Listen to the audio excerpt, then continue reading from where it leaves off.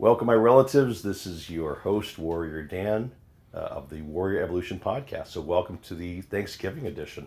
The last time we were here was the Halloween edition, so I guess we're running a little behind. We had this idea of we're doing this every week, but hey, we're catching the big holidays, right? So, I just want to welcome everybody again. Thanks for tuning in and listening. And it's a very, very fun week. Today happens to be Give to the Max Day. I just found out about this yesterday, a little late, but it is a day for nonprofits to put the word out of what they're doing. So I'm going to do that. I started the nonprofit, Seven Feathers Society, this year, and it's dedicated to spirit-based recovery for all people. So if you're listening to this, go on the Facebook. There's a new donation feature, which is great because I found out today that I'm now recognized by Facebook. So that was really nice to see. I tried in the past, I didn't appear in their list. So I guess if I'm Facebook ready or Meta ready, then I should be good for the masses now. So feel free to check out the website, and if what I'm doing resonates with your values and makes sense to do so, please make a contribution today or soon. Thank you very much in advance for that. Well, getting on with today's topic, I'm very excited to welcome a new brother and peer this year in healing and wellness.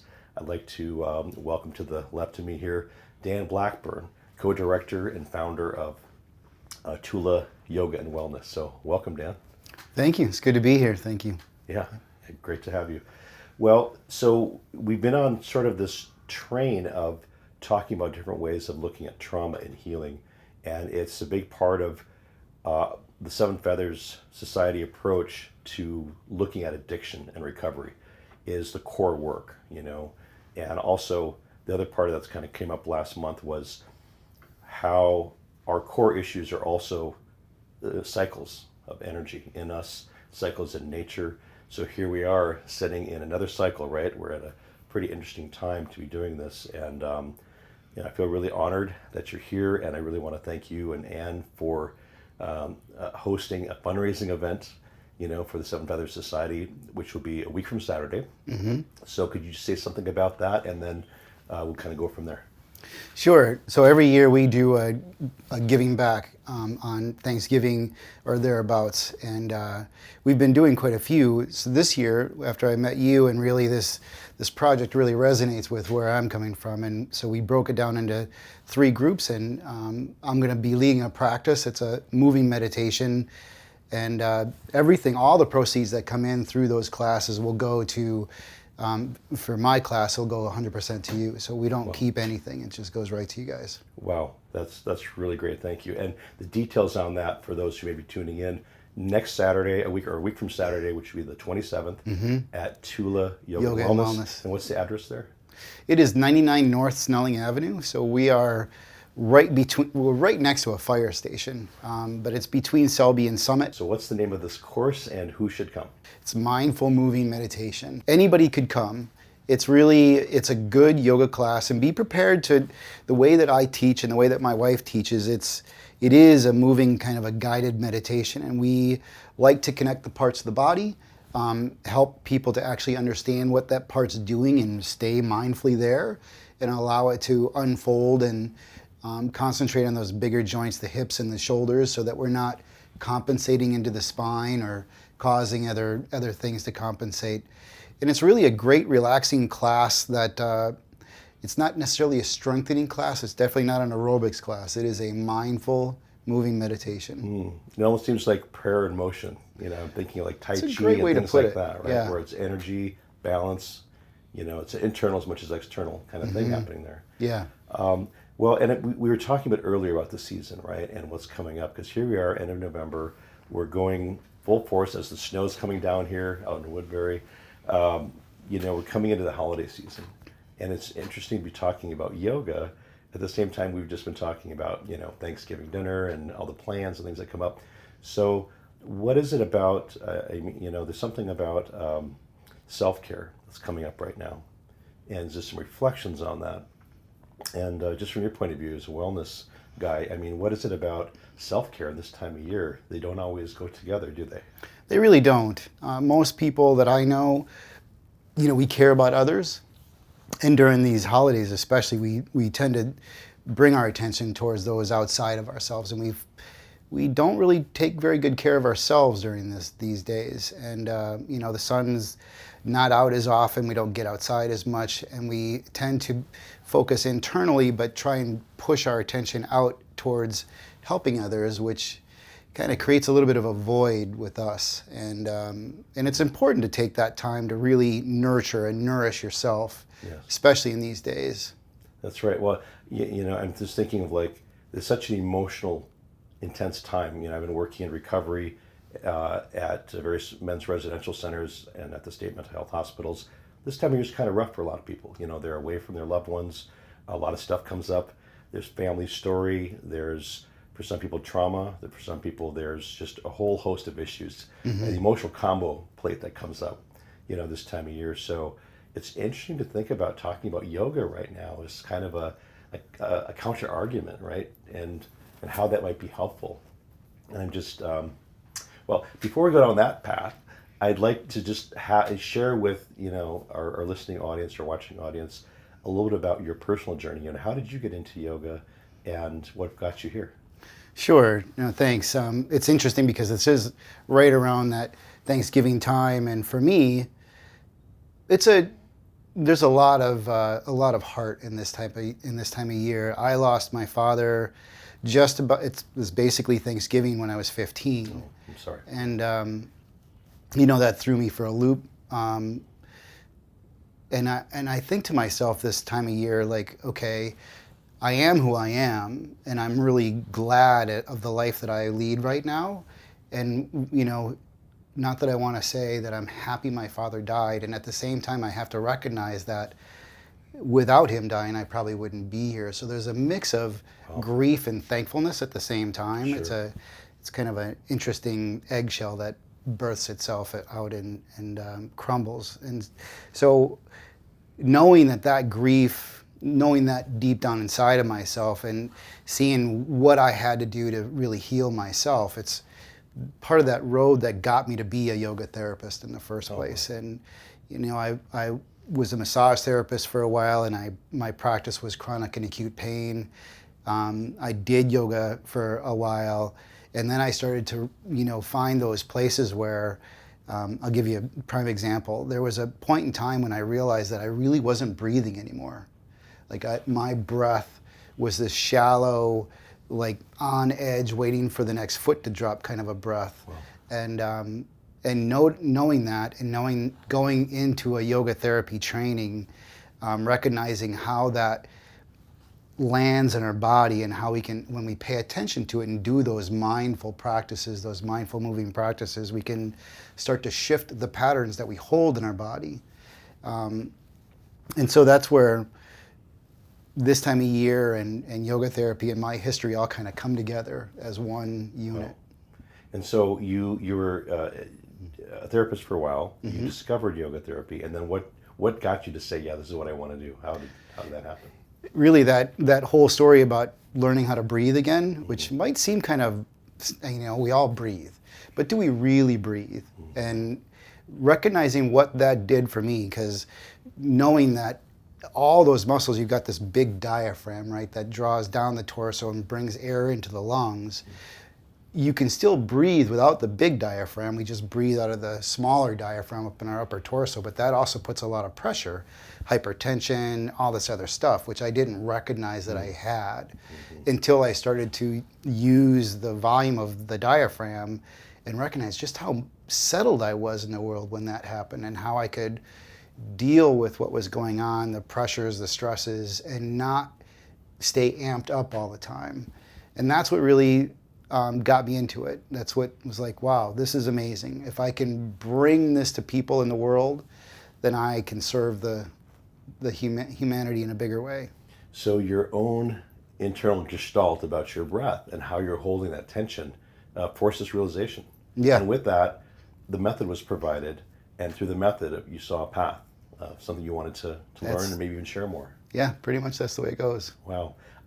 So I was trained in classical traditional Chinese medicine, and I've been a body worker also for many years. And I'm thinking, as you say that, of the power of the diaphragm, right? And how much energy is here. And in the 5 element system in Taoist medicine, we've got wood, and metal, and that relationship between breath and liver, and it's the two sides of the torso.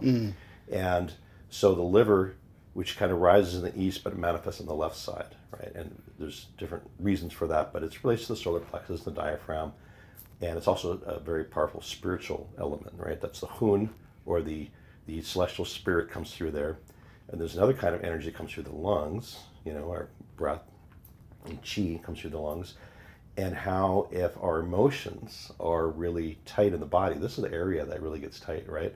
And I just think, how many people do I work on where the complaint is neck or shoulder pain or back pain, but what's really going on underneath a lot of that is this diaphragmatic tension, this mid zone, right? Which points to the emotions. So it's just very interesting. So how does yoga in yoga therapy might help to address that, and what's the path then? How do we use that knowledge, or how does yoga therapy help us to unpack some of that? Yeah, can I use you as an example? Sure.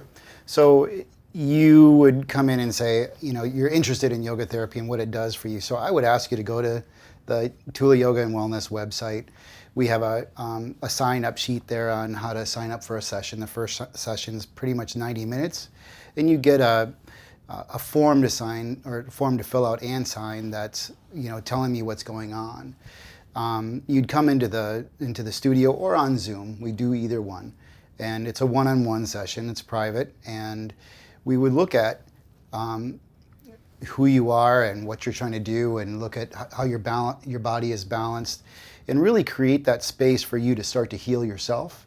And then we would work on those parts and really bring your mind to those parts that are tense and not able to move. Because a lot of times we don't even recognize that those parts aren't moving. Yeah. Like, we think this is normal. We're in our normal pattern that we've been in for maybe years, maybe for a lifetime. And it takes an outside person to give you that, hey, what would happen if we started to move here? Or what would happen if we did this? And we start to lead you through a practice and personalize it for you. And then you can bring that home and start to actually work on yourself. And that's more or less how the process works. Wow. Coming back, obviously that depends on who the client is, how much they need. How much they're willing to do at home on their own. Exactly, that homework is important. Depend on you to do all the work for them. This is the part about nourishing yourself, right? Because that is kind of the American way. What can I do to get somebody else to take care of me? Because I don't really want to take care of myself. I'll take a pill. I'll take alcohol. I'll go to a doctor. I'll get whatever it is that somebody else can do to me. Mm-hmm. And in yoga therapy, really, it's kind of the Jerry Maguire moment. Help me, help you. Type of a scenario, and definitely here to support, create that environment for you to really support yourself in healing yourself, and that's what a good yoga therapist does. Well, if we're going to go Jerry Maguire, then instead of turning to someone else, you'd say, "I complete me." Right? You'd have to finish with that, right?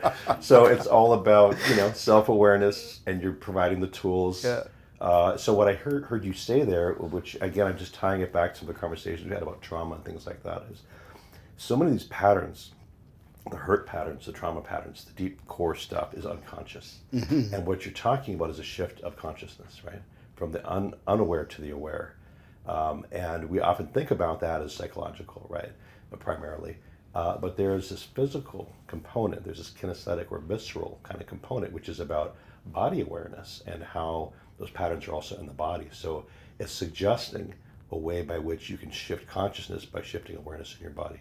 I completely agree with that. Yeah. I use a metaphor in my mind anyway that, we have the head, and this is what we really want to have happen, and then we have our body, and this is what's really happening.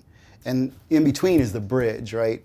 And often what happens in our head doesn't correlate to our body. We have to find and build that bridge, and I call it the bridge of trust, or a trust bridge, because the body often will not want to do what the mind wants to do because it's been hurt doing that.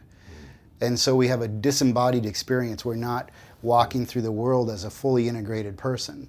And so, yeah, you're right. We can find a way to bring it back to the body, to alter that consciousness of who we are and how we're actually moving in the world and interacting with the rest of the world. Well, that's really dovetails well with a lot of other conversations. And in the background and having this conversation, one of my advisors for the board suggested that I really look at yoga as one of the ways to look at healing trauma in addicts, because apparently, according to some research, I don't have the source for this, but of a study that was done at some point, of the things that were seemed to be effective and how effective things were, like the traditional like cognitive behavioral therapy and those kind of dialectical kind of treatments were only so effective, like less than 10% of the time for trauma. But yoga was somewhere close to 40% in that study. So that really does point back to the need to take things out of the head and back into the body. Like the mind is useful to a point, but then there's just other terrain that if you don't cross into the body zone, right? And I know there's other, so to finish that statement, if you don't do that, then you're leaving things unexamined. And there's a lot on the table then in the body that has to still be looked at. And I was told about this book recently, Taming the Tiger. Are you familiar with I've heard of that. I have not read it. Me neither, but it's on my list, right? Because this is, and this is not the only conversation where these sorts of things are being said. Obviously, we're sitting in the backs of a lot of great writers and thinkers about this stuff. But I'm just curious to think about, from your point of view, how could yoga therapy be useful for an addict who's coping with recovery, or who's coping with addiction, he's in recovery, and he's thinking about a lifestyle practice that he can do, and how could yoga therapy help him to resolve some of that core stuff? There's a couple of other books. One other book specifically I'll mention, and that's The Body Keeps Score. Right. And that psychologist, he really pointed out a couple of interesting things, but it's going back to that disembodied experience. And one of the things that's come out is how good yoga therapy or yoga is if it's done properly for heart rate variability, or the ability to deal with stressors. And with an addict or somebody that's used a substance that helps to control whatever their response is to that stress, they're trying to build some resilience in their own body to overcome or to replace what they had used some other substance to do for, or to work with. So in yoga therapy, one of the things we work with is that stress response and your body's reaction to a stress response, good or bad.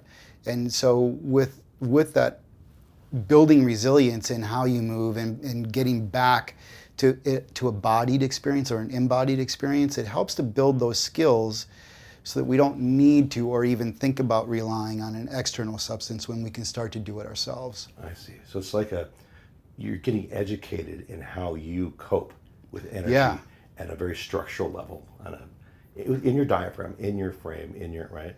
And very practical at your fingertips versus something you got to think through, or some process that's mental or emotional. It's more technical. Right. And if we're talking about heart rate variability and we're on a high stress load all the time, then that heart rate variability is pretty small because we're always amped up. Or it could be really big, really amped up, or really small and you just kind of fall out. Mm-hmm. Whereas if we can increase that ability to respond to stress, healthy response to stress, so that we're thinking about not just reacting, but thinking about how are we proactively going to move through this. That's the kind of thing that we can bring back into our body and connect that trust bridge again between the head and the body and move through life. It's not going to be easy sometimes, absolutely. Right. But building the skills to at least more gracefully manage and admit when something's happened, be vulnerable, but that's where strength comes in. Wow. And I really like that it's really pared down, this very ancient concept of breath, energy, prayer, movement. I mean, they're just primal ingredients of life, right? But if we don't have those ingredients figured out, then all kinds of things can disrupt that, right? And if we're operating on unconscious patterns, it's very hard to have a good connection.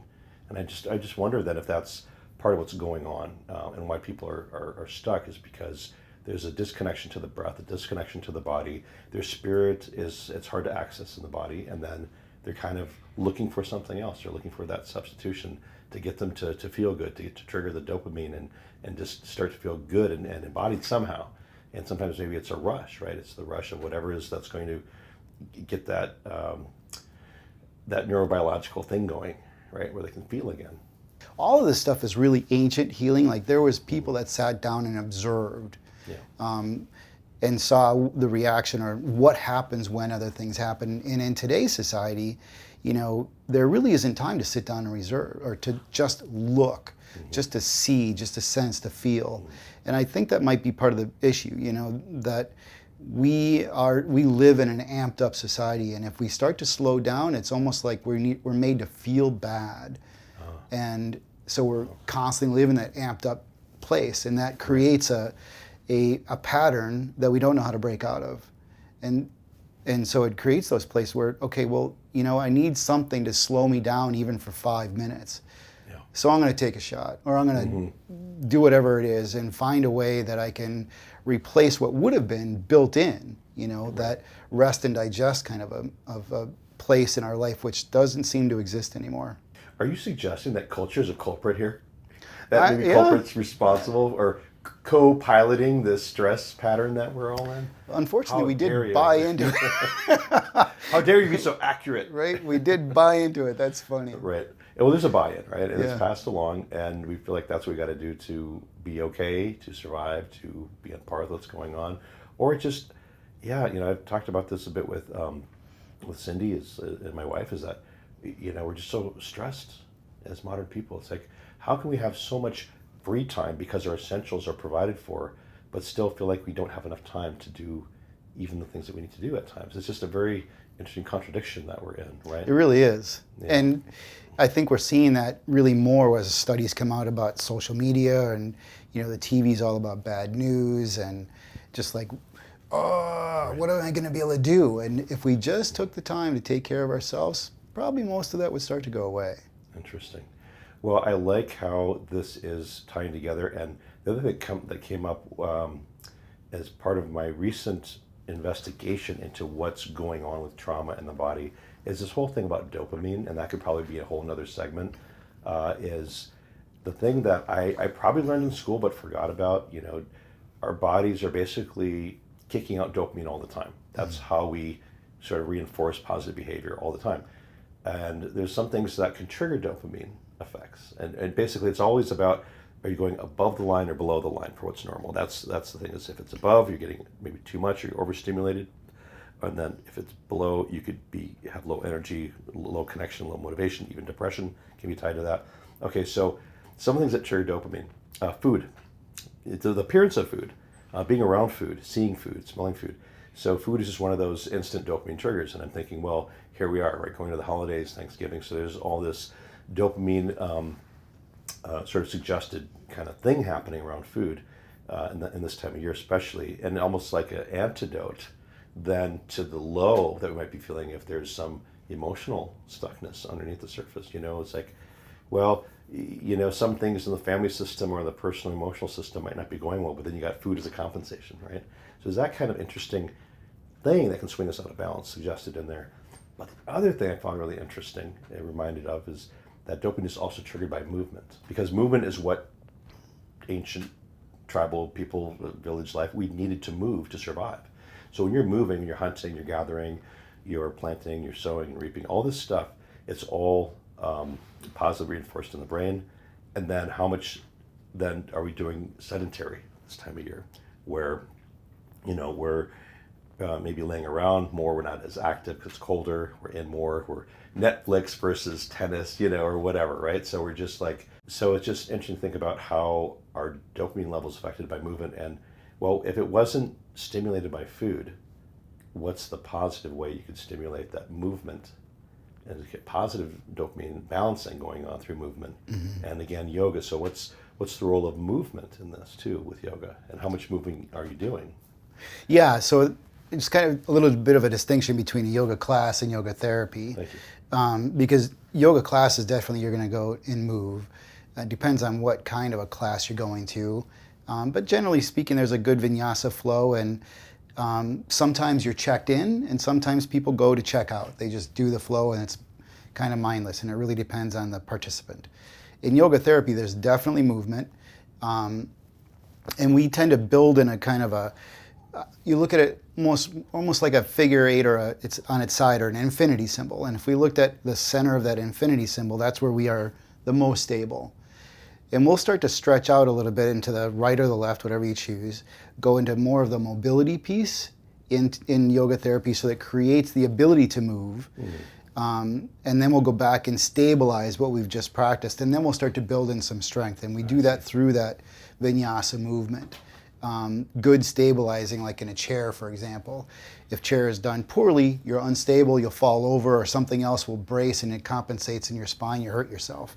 Whereas we'll teach the person how to do a good stabilized chair standing, for example, so that it actually is a lot of work, it is a lot of work while you relearn an old pattern, or take that, as Yoda would say, you must unlearn what you have learned and learn a new pattern, right? Which is a lot of work. More work than learning something. Yes, it really is. But we'll start to move into some more flow, and then when you choose to go to a yoga class, you can really pay attention to where you are in space and get a better class. Interesting. So unlike power yoga, which is a lot of movement and even some aerobic benefits going on, a lot of circulation, this is really about getting educated in how you move and retraining that, right? Right. It's the basis for all movement. So it seems fairly quiet compared to a lot of other yoga, but has this really nice allowing you to go wherever you need to go in space, or yes. need to go. Yeah, and we do help address those patterns. Those, if I were going to demonstrate, if you see people on their phone, since we're kind of talking about social media a little bit, and they're on their phone, and they're leaning forward and they got their hands in their lap, right? So my posture itself, shoulders are slumped forward. Choking off the breath? Yep, choking off the breath. Everything's kind of focused on this one narrow frame. Well, this sets us up for some immobility pieces, because we'll be stuck here. And then when we stand up, we have to use our lower back muscles to bring our head back so that our eyes are on the horizon. So it sets up all this kind of some compensated contraction here, where we're now co-contracted, front and back. And what we'll look at is, what are those patterns of holding? How do we start to address the patterns of holding to relearn or re-educate the body in a new or healthier pattern? So when they do go into something like a power yoga, they don't go into the old pattern and then try and force themselves through it and hurt themselves. It's much more of a, where am I in this every day? Well, I really value everything you're saying, and it just seems like, what would it be like if, in addition to all the other food and dressing, what if there's yoga on everyone's plate a little bit, like some kind of practical breath, some awareness, like that would just be such a major shift, right? Like, but how do you get people to do that? It'd be beautiful. Because I don't know, but back in the day, when I was younger, growing up, as a football game would be on, and people they eat too much. They probably ate a lot before the meal was served. They can hardly finish the plate once it is served. And what does everyone do? They lean back and they open up here because their liver's swollen. They got to open up this side, or the gallbladder, they open up this side. So we learn that in Chinese medicine, how people open up. Or they just lean back. They just sort of give up. Like, it's like, okay, it's all my energy's here now, and I'm just going to look at the TV and click the channel and just talk about Christmas. That's the next big event. Yeah, right. And so, I like the invitation that you being here and inviting people to think about another way to approach this time of year. Yeah, and thanks for inviting me here for that. It's really, and what I love about what you just said, which is really funny to think about. So you're sitting back in that chair, right? And most of the time it's a good, comfortable chair, right? Maybe a lazy boy, a lounge chair. So we literally build structures to support ourselves in compensation. Oh, interesting. And so now we feel good because we're relaxed in our holding pattern. And that's how deep it is in society to realize that everything we build around us is to hold us in that pattern of comfort, which may actually be causing problems. Well, we may have to design yoga therapy new chairs and sitting areas for the holidays, so we'll have like more of a yogic and breath-oriented and posturally, uncompensating and realigning kind of way. Right? Yeah, or at least recognize that's what you're doing, and then find a practice to get out of it. Right. But no, I agree. And sitting at a dinner table with your family and actually being able to stay right there with the people you love right there, and be truly present, that's an amazing thing. Well, so between yoga therapy and one of my favorites, Pao Ji Wan, which is the Chinese herbal medicine for, I was introduced to it as the feast medicine. That's garden variety herbs and you take that either before, during, or after a big feast, and it helps promote bowel movement. And that's basically what it does. It just relieves digestion. One year at Thanksgiving, on a lark, I just sort of handed this stuff out. I talked one of my relatives into it, my aunt, and said, just try this stuff. Because she's like, oh, I ate too much. Just try this, right? It's like, it's the guy at the party with the illicit drugs, right? I got the herbal medicine to help relieve, congestion. And she's like, that was fantastic. Like, I went to the bathroom, I feel great. And then someone else wanted to try some. And then, pretty soon everyone had a dose of the Baoji one, which I thought was great. Like, I took care of my family. Everyone else was making turkeyness. I brought the Chinese herbs. And then I remember this moment. It was like 2 a.m. when we all should have been home. And I'm in the basement playing pinball, just tired, wanting to get home. And everyone is upstairs playing Jenga. Jenga! And everyone's up and they're lively and they're all connected. It's like, well, sometimes flow can be too much of a good thing. So anyway, it's a fun moment. Yeah, just love everybody at home. So I really appreciate this talk right now, and a lot of interesting ideas. So in addition, just as we close, how do people get involved? Where do they go if they want to take a class with you or check out other offerings at Tula Yoga? How do they do that? Sure. Go to www.tulayogawellness.com. Nice. It's the best place to go. Awesome. Thank you so much, Dan, for being a part you, of this. Dan. Yeah. And for everybody, happy holidays. Don't eat too much. Practice a little yogic breathing. Check out Tula Yoga, and I look forward to seeing you next time. Take care.